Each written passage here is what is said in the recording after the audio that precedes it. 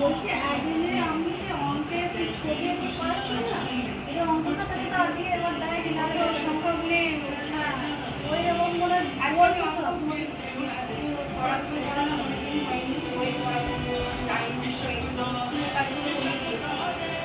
ওদের ওই খাতাগুলো দেখছিলাম যে কটা গুণে সেখানে 2 3 লেখা আছে, সেইটার মধ্যে সার্ভে করতে হ্যাঁ ওই দুইটা মানে সব কটা সংখ্যায় লেখা আছে। বুঝতে পেরেছি, ওর মধ্যে যেটা সঠিক সেটাকে সার্ভে করতে হবে। ওর স্কুলের কাজে যে কটা কাজ ছিল সব করে দিয়েছি।